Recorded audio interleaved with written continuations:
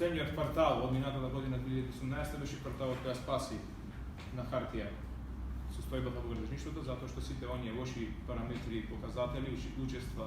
на градежништвото во бруто домашниот производ од првите квартали 3 беше покриен со добар четврти квартал, иначе во суштина бројките на хартија и бројките на терен не се беа во спротивно диаметрални насоки дадени.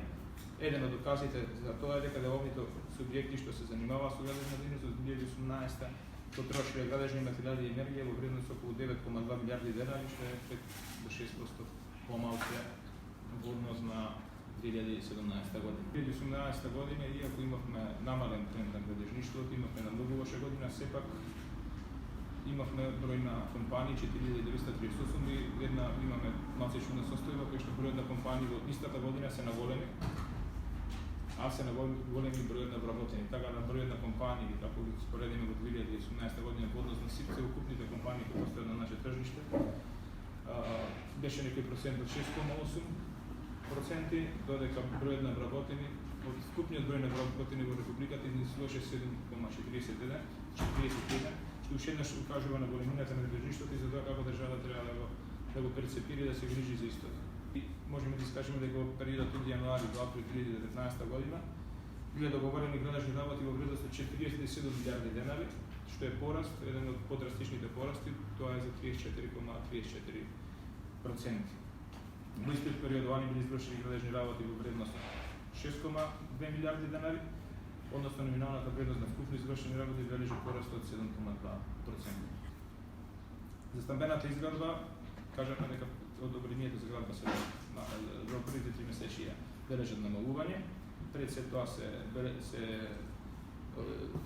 мораториумите се одразија на вкупната градба на стамбени објекти во Македонија, затоа што знаеме дека регионот на Скопје ги покрива поголемиот дел од стамбената градба. Не би се задржувале на мораториумите, премногу се збори, единаме натакнале дека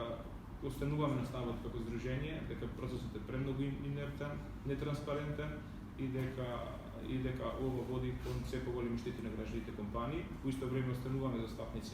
како да повториме на минатиот исказ, за тоа дека треба да се гради плански, урбано, но сепак процес кој започна 2017 година,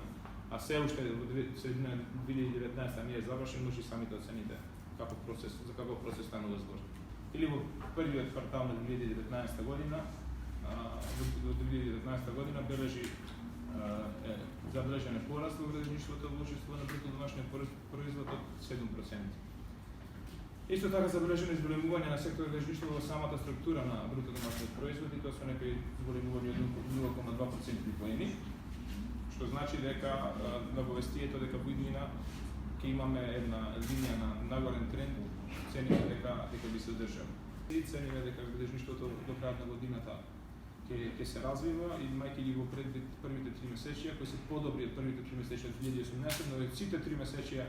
од 2018 година не охрабруваат и цениме дека со помош на донесување на добри законски прописи, со продолжување на трендот на објавување на јавни набавки по критериуми кои се за градежниците применливи, би оваа година би го нормализирале, така да кажем, градежниот пазар и очекуваме дека од лошите времења за градежништвото се одминат. Падот на високоградбата има повеќе причини, пред се, освен мораториумот, веќе проблемот институционален. Законот за градба се води го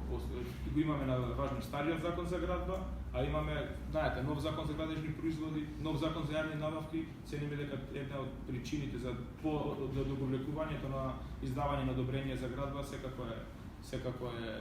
се законските прописи. Исто така, цениме дека лошата